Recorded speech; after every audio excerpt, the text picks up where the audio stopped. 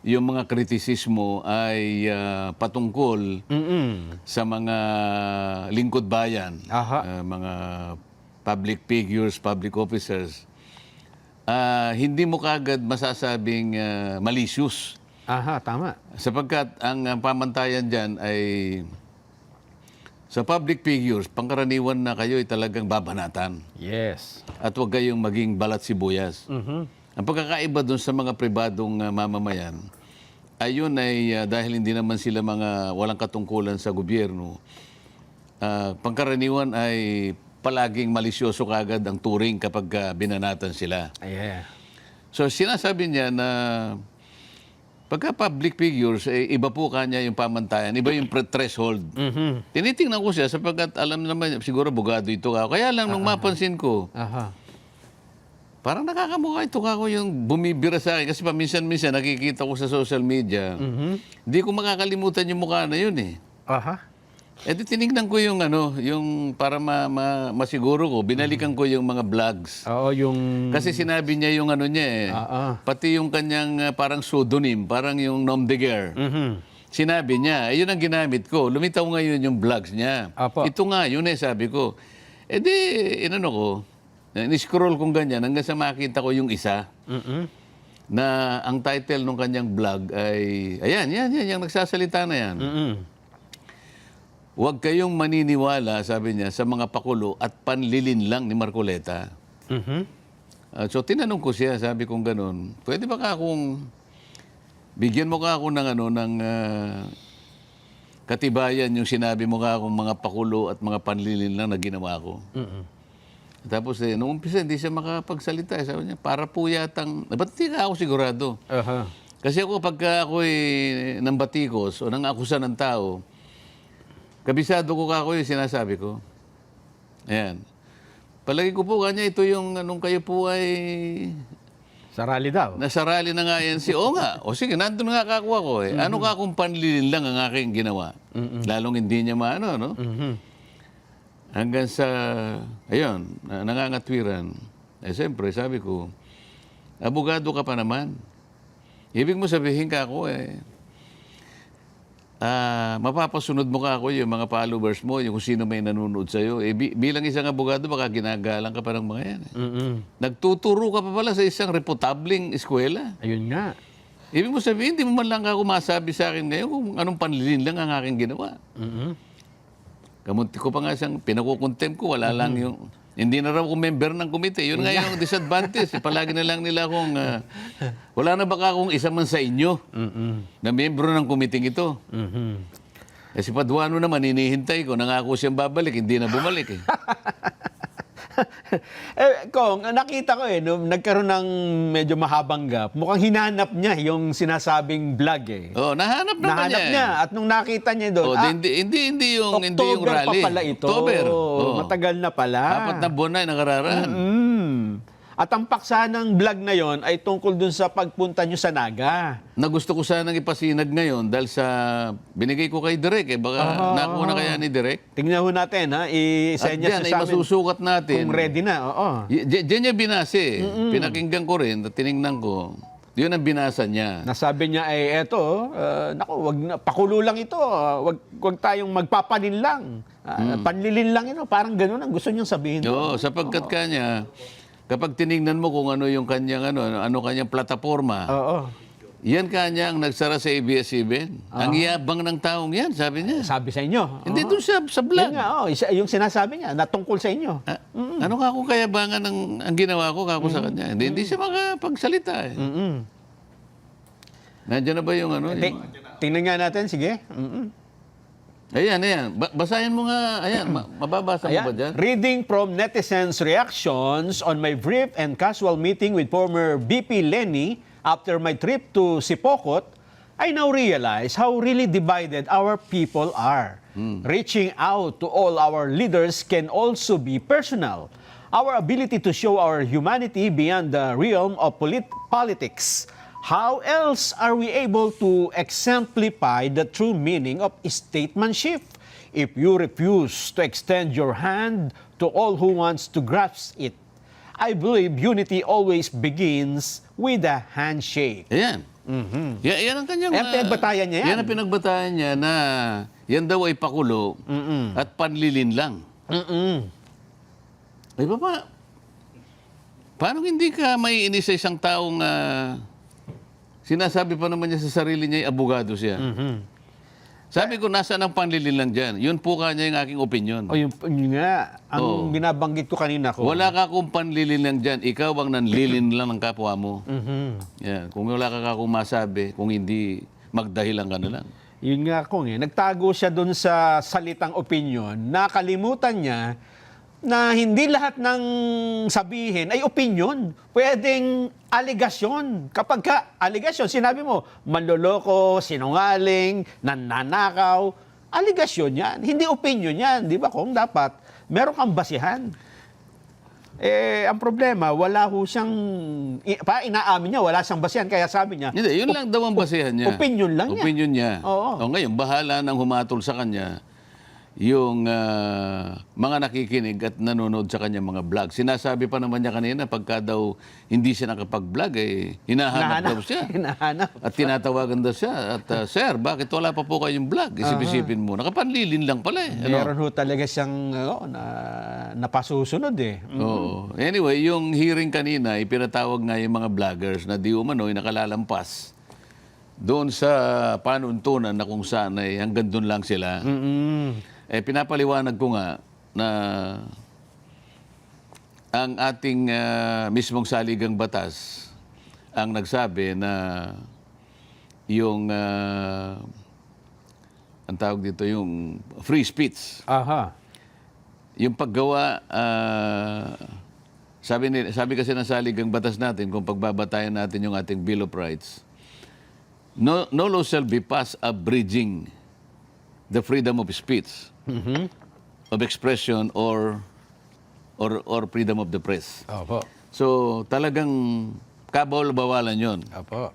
Bagamat yung salitang yon ang pinagbabawalang una diyan kasi no law kanya. Ibig sabihin mambabatas ang Kongreso. Aha. Ngunit isinaalang-alang naman ng ating saligang batas yung iba pang mga interest na dapat balansehin, yung mga interest ng lipunan. Katulad ng national security, di ba? Yung public order. At saka yung karapatan nga ng taong bayang maapektuhan noong pagpapahayag. Ngayon, ang isa pang qualification noon, sabi ko, pagka yung pagpapahayag, pagka yung kritisismo ay directed sa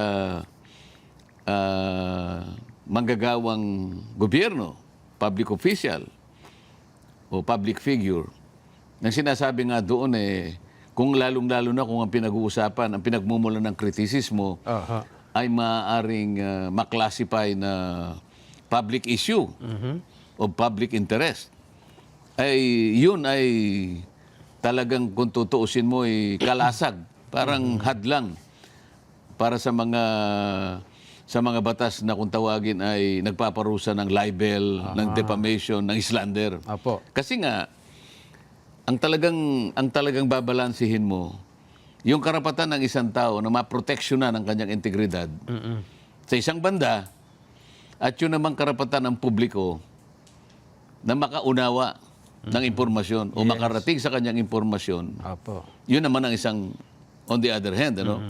Yun ngayon ang talagang babalansin mo. Binabalanse. Kaya, ang naging tuntunin nga, kapag ka public figure ka, pag ikaw ay public official, sabi nga ng mga ibang pagdidesisyon sa Korte Suprema, huwag kang onion skin. Huwag kang balat sibuyas. Yes, oo. Oo. Sabi nga nung chairman, anong jurisprudence ba yung unang binasa mo? Matagal na pero landmark. Aha. Ibig sabihin, kahit na matagal na, hindi naman pinapalitan sapagkat relevant pa rin hanggang sa ating panahon. Umiiral pa rin, ano? Oo. Kanina nagsisimula nga yung vlogger na yun na binabanggit niya yung mga yun. Kaya napagtapunan ko siya ng pansin.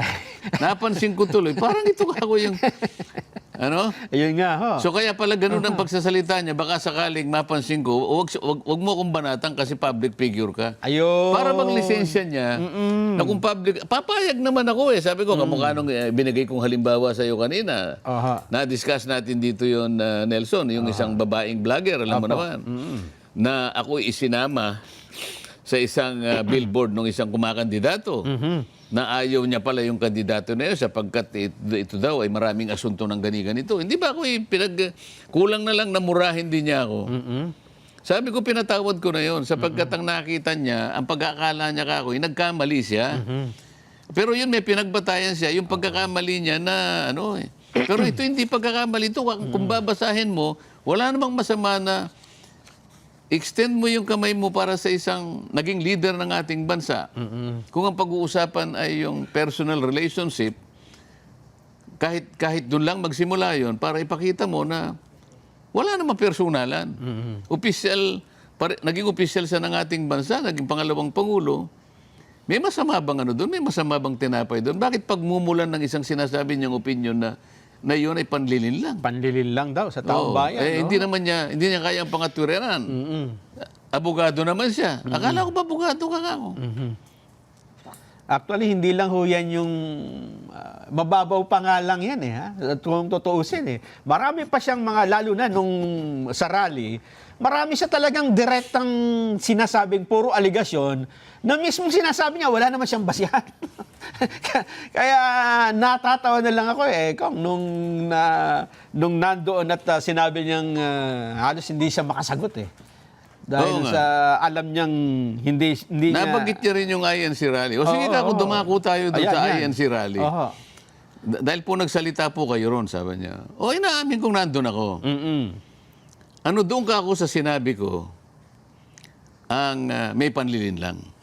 Sabihin mo ka ako para sa ganun ay maipaunawa natin. Opo. Wala naman siyang masabi. Totoo yun. Iparinig natin para sa kapakanan ng mga hindi nakapanood. Pakinggan nga natin yung part na yon. So, tungkol po yun sa post ni Honorable Congressman Marcoleta. Sabi niya, reading from netizens, reactions on my brief and casual meeting with former VP Lenny. After my trip to Sipocot, I now realize how really divided our people are. Reaching out to all our leaders. Kaya lang nung ikaw ay nag-vlog, ito yung title ng vlog mo sa akin eh. Huwag maniniwala sa pakulo at panliling lang ni Marcoleta. Ano ang panliling lang ko, attorney? Public figure ako, pero kailangan malaman ko, sapagkat dito lang may malis ka na eh. Una, hindi mo ako kilala, ikaw hindi rin kita kilala. Pero dito lang sa title na title pa lang, huwag maniniwala sa pakulo at panlilin lang ni Marcoleta. Attorney, kahit kailan wala akong nilinlang na mamamayan ng Pilipinas. Wala kang karapatan na akusahan mo ako ng ganito. Kung ang pinag-uusapan ay gusto mo lang ma-informahan ang mga nagpa-follow sa iyo kung sino-sinong maraming nagpa-follow. Pwede mo ba sagutin ito muna? Ano yung panlilin lang na sinasabi mo rito? Marami na po kasi akong naging hindi ko ano yung particular na Ito pakikita ko sa iyo, ayan hindi ko po alam kung anong particular doon na Attorney, gumawa ka ng vlog. yes po, ako po Responsibilidad mo sa public ito, lalong-lalo na yung naniniwala sa iyo. Hindi ako maniwala kung paano mo silang napaniwala. Pero itong sinabi mong ito, may pakulo ako at panlilin lang. Ito yung sagutin mo. Hindi ako naniniwalang hindi mo naalala ito. Mr. Chair? Mr. Chair? Go ahead. Actually po, dun yata yan sa rally ng Iglesia ni Cristo na naging subject din ako po ng programa ninyo sa yung dalawang pong kasama Honorable Congressman Marcoleta. Ako po yung naging subject nyo doon ni Saganang Mamamayan. Kasi ako yung nag-comment na sabi ko, dapat yung Iglesia ni Cristo kung talagang malaki yung mobilization nila, doon nila gawin sa Luneta, huwag sa Liwasan. Yun yung kasi, pag sa Liwasan... Attorney, huwag mong nililihis ang usapan. Ang pinag-uusapan yung panlilin lang na sinasabi mo at pakulo. Walang kinalaman yung rally ng INC dito. doon ko po kita, Honorable Congressman Anong Marcoleta. panlililang ang ginawa ko doon sa rally? Yung po yatang speech nyo doon Hindi sa pa yata, kailangan siguruhin mo. Nagsalita ako doon, anong parte ng speech ko ang nilinlang ko ang mamamayang Pilipino? Honorable Congressman Marco, yung reaction ko po yata yung speech nyo po doon sa Ano stage. nga, kung alam mo yung speech ko, ano yung panlilinlang doon? Tingnan ko po dito sa ano ko kung ano yung ang dami ko na po kasi naging content tungkol Ay, po. hindi ganun. So tungkol po yun sa post ni Honorable Congressman Marcoleta. Sabi niya, reading from netizens, reactions on my brief and casual meeting with former VP Lenny. After my trip to Sipokot, I now realize how really divided our people are. Reaching out to all our leaders can also be personal. Our ability to show our humanity beyond the realm of political. How else are we able to exemplify the true meaning of statesmanship if you refuse to extend your hand to all who wants to grasp it? I believe unity always begins with the handshake. Tapos may picture siya, kasama niya sa PBBM, si Duterte, si Lenny, si Sara. Ang reaction ko doon, sabi ko, wag tayong padadala doon sa pakulo na yon at panlilang na. Kasi sabi ko, ang totoong statesman, ang paninindigan niya para sa bayan. Hindi ko nakita kay Congressman Marcoleta na ang mga paninindigan niya sa issue ay para sa bayan. So honest opinion ko po yun. Yung po yung ano ko. Hindi po ako doon, hindi po malicious yung ano ko, yung intention ko doon. Mr. Chair, may I react? Marcoleta, now you have the floor. Pinutol mo lang, attorney. Ang kasunod nun, alam mo, tingnan po ninyo yung record ni attorney ni Congressman Marcoleta. Siya yung nagsara sa ABS-CBN. Ang yabang-yabang niya. Yes. Isip-isipin mo, sasabihin mo sa akin, you do not even know the issues. Attorney, alam mo ba yung issue sa ABS-CBN? Yes, yes po. What do you know about it? Mr. Chair. You can reply, Attorney Higi, please. Mahaba po yung mga issues. Pero ang niraise nyo pong issues doon, maraming hindi binabayaran na tax ang ABS-CBN, may mga properties na in-acquire na illegal yung pagkaka-acquire, hindi binabayaran ng mga workers. So, mainly po yun yung nakita kong niraise yung issues nung pinasara yung hindi binigyan ng renew yung franchise. So, Mr. Chair, ano ang panliling lang doon? Ni hindi mo alam yung Philippine Depositary Receipts, ni hindi mo alam yung corporate layering, ni hindi mo alam yung transfer pricing na ginamit nila para magkaroon tax evasion through Big Dipper. Ni hindi mo alam ang napakarami nun. Pagkatapos, magbibintang ka na pakulo lang lahat ito, tako'y nanlilin lang. Ano ang binibigay mo sa followers mo, Mr. Chair? Wala kang masabi na panlilin lang eh. Ang sinasabi mo ngayon, opinion eh. Pwede kang humabi ng opinion. Attorney ha, kung talagang attorney ka. Pero wag kang mag-chat-chat na ako'y nanlin lang ng mamamayang Pilipino. Ayun. Yan ang sinasabi natin, Kong, di ba? Nakita mo naman. Na meron siyang sinasabing opinion, pero yung kanyang aligasyon, hindi mo pwede sabihin opinion lang yan. Aligasyon na nanlilin lang, nanloloko. Parang sinasabi nila na... Actually, parang nag-aakusa pa eh. Oh, yun nga po. Pagkatapos, Akusasyon nga po yun eh. Pwede mo bang sabihin sa korte yun na pasensya na po kayo, yun ang opinion. Hindi mo pwede, magkakagulo ang buong bansa pagka hahabi ka ng opinion ng sarili mo lang, kinatha mo lang sa isip mo. Na naginip ka lang, pagkatapos tinranslate mo bilang isang opinion. Ayun nga ho. Maninira ka ng dangal ng kapwa mo. Kahit na public servant yun eh. Sana kung meron lang pinagbasihan sana. Yes. Na pwede niya tingnan nyo, kinamayan niya rito. Pero doon, pinagtatawanan niya. Halimbawa, gano'n. Meron siya ngayong mahabi na, parang hindi totoo, parang pakulo lang. Kailangan mga tuwiran siya. Wala eh. Sinabi ko lang naman na bumisita ako, masama ba? Naging pangalawang pangulo naman ng ating bansa. Malapit naman yung opisina niya doon sa dinaanan namin eh. Halimbawa kung ito, sinabi niya rin nito, may vlog siya rito, ito ang opinion. Halimbawa, sinabi niya, magandang araw, kahit lawyer siya, mali ang mga sinabi ni Marcoleta, January 15. Ito opinion nito. Ba, hindi siya, tama yan, opinion niya. Pero sinabing, nanloloko ka, nagsisinungaling ka, yun ang dapat na may basihan, hindi ba? Dapat ipakita mo ano yung panloloko. Ito yung sinasabi natin kung na marami siyang vlog na yung iba rito ay hindi niya pwedeng panindigan. dahil puro aligasyon na wala namang ebidensya. Kasi kanina, Nelson, Opo. binasa ko yung landmark case ito na Yan, para yan. sa ganon, sapagkat ang sinisiyasat ay yung nakikita nilang parang paglampas sa guhit ng propriety yung mga nagbablog, maraming nasasaktan, ganito, ganyan. Opo. So, yun ang dahilan kung bakit pinatawag yung inaakala nilang medyo kalampas-lampas na, medyo kasobra-sobra na, na mga batikos at mga komento ng mga nagbablogs. Aha. Binanggit ko itong landmark case na ito, Nelson. Yan. Ito'y panahon pa ng kopong-kopong talaga. Pero landmark, ibig sabihin, hindi pa naman nire-reverse ng Korte Suprema. Ibig sabihin, yung kanyang relevance, hanggang ngayon, ay applicable pa. At yun nga mga kababayan, anong masasabi niyo sa balitang ito? Maaring ihayag ang inyong opinyon at kuro-kuro sa comment section sa ibaba. Huwag din kalimutang mag-like, mag-subscribe at mag-share sa bidyong ito. Maraming salamat sa panonood.